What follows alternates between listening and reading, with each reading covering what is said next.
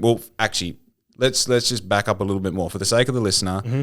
You are one of the people of MGM. I worded that terribly. Friday afternoon. Sorry. Family member. Yep. 3rd generation family business. In MGM. MGM Bulk. Yep. So Bulk Haulage Transport Company right here in Bunbury. Right. MGM's original roots obviously are as Giacci Bros back in the day. Yep. Which I feel like I have some weird connection to, given that when we moved to Bunbury when I was 10 years old, my dad's first job was driving trucks Exactly. for Giacchi's. Exactly. My mum also worked in the office she worked in the office, I don't know, for years as well. So I didn't know that. I thought it was just your dad, but that's cool. Yeah, no. Yeah. Like, we were like a fucking Giacchi family. Yeah, you know? yeah, dude, really cool. Yeah. So, and then years later, I ended up working for Cube. I was driving, I was doing courier work and then wanted to drive road trains, and Cube were like, if you get your MC, we'll chuck you in a truck and do the thing. And obviously Cube bought Giacchi out. 2012. Right. 2012, 2014, 2012. Right. Yeah. So 13 years ago? Yeah, yep. And being like, I mean, a lot of the trucks that I drove, the trailers, you could still see Giacchi written under the paint. Mate, still today you can. Yeah. Still today. Everything was painted back then, and that colorway and that Giacchi brand was so iconic for anyone that sort of had an interest for, trucks or construction equipment.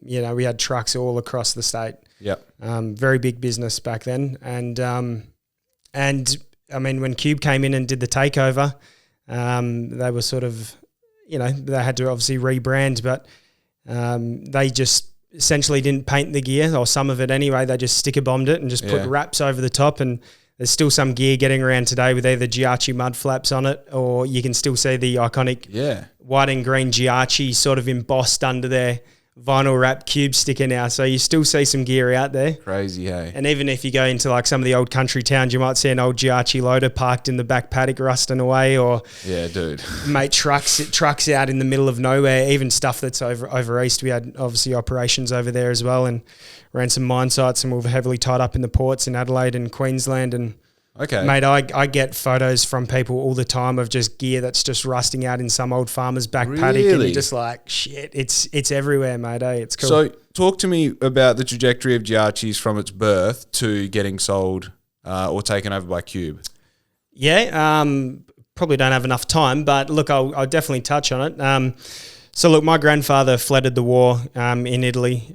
Funny enough, he lives in the town opposite to where Geordie's grandfather lives in the Abruzzo region. So he's from a little town in Sant'Angelo de Grotte. Okay. And Geordie's grandfather is in Roccamandolfi. So picture like two big hills and a valley. Yeah. My grandfather's on one, and you got the valley in the middle, and Geordie's is on the other. So wow. Obviously there was a lot of migrants back in the day that came across into Australia, and my grandfather was one of them. And some of his family were already here at that time, and he came across when he was 15 years old, and still sometimes talks about planes going over his head as a kid, and bombs going off, and Americans coming in there and helping feed him and give him water and food and shelter, because he reckons as a kid back then when the war was going on, was pretty hairy, mate. And so they obviously got out, and him and his brothers and family and all of that, and came across here. And his eldest brother, he was already in the business, or had one truck at that time. And and you say one truck, that's like one prime mover, or like a rigid?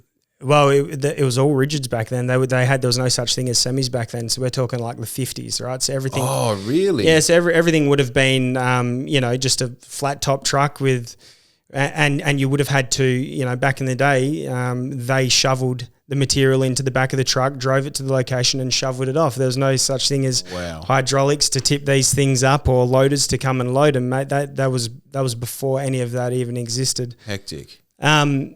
So he started. Well, he didn't start it, but his brother essentially had one truck, and my grandfather then he came and bought one truck, and it was before it was Giacci Brothers. It was called A&M Giacci.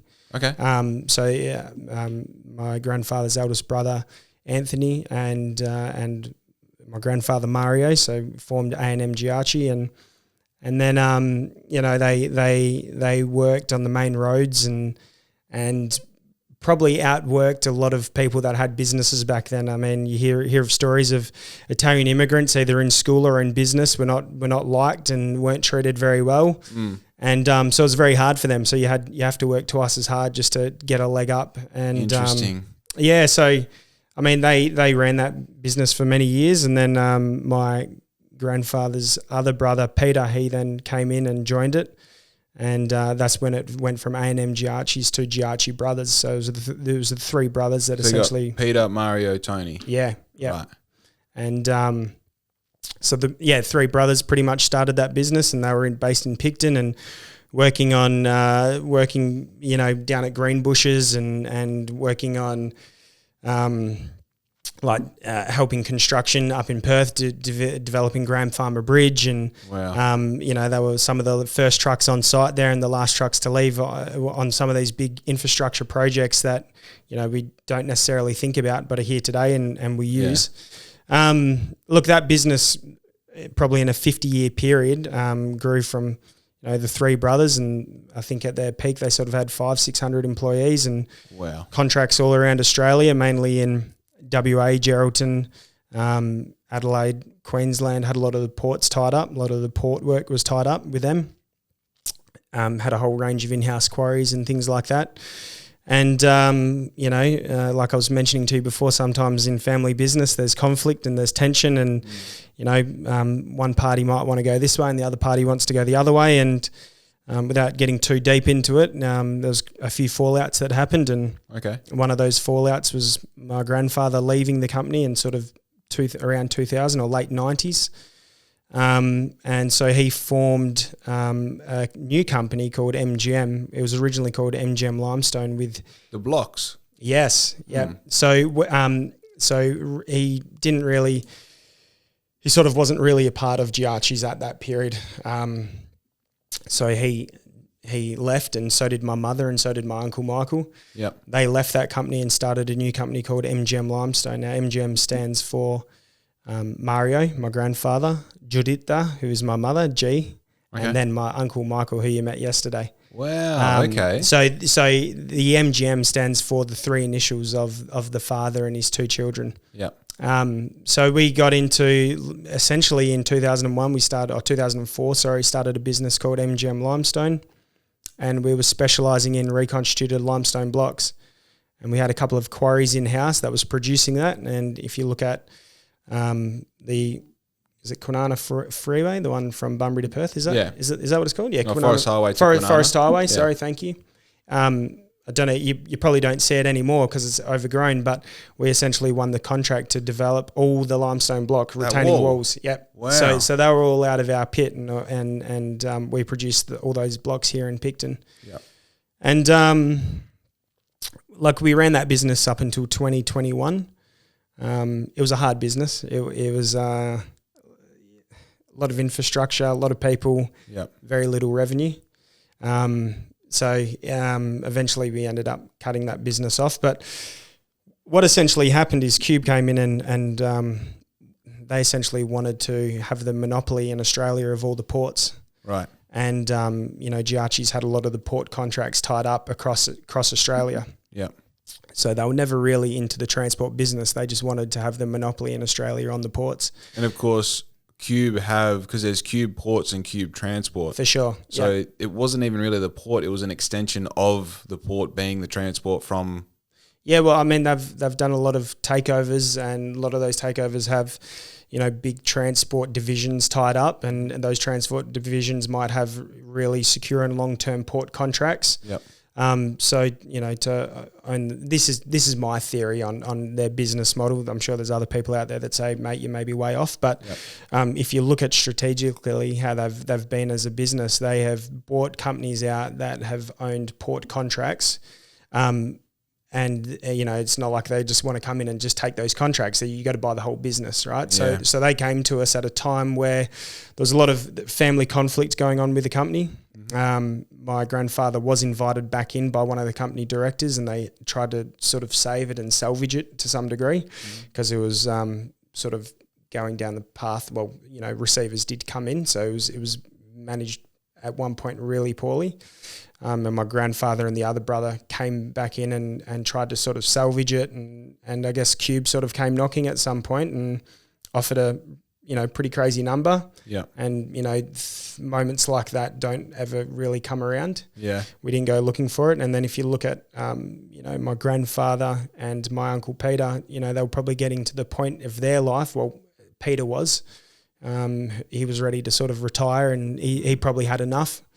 So 2012 came by and they sort of sold the company, and my grandfather's not really the type to sit still. He's 88 years old and still comes to work every day, and he just, could have taken the buyout, the payout, the money and gone and lived a life. And live on the yacht. But mate, that's not him. He could, even if you chat to him today, like people say, Murray, you could have got a caravan, you could have had, could have been on holidays, and he could not think of anything worse, mate. Yeah. He is still physically works every day, still chops all his firewood, still goes out to all of his, all of his sites and checks in, make sure the people are cleaning the trucks and Unreal. The loaders are kept clean. So he's got purpose, mate, and his purpose to wake up each day and live for something, not just like put your feet up and retire, was more of a driving factor for him. So that goes back to what I said before about the sort of person who wants to know, how far can we go?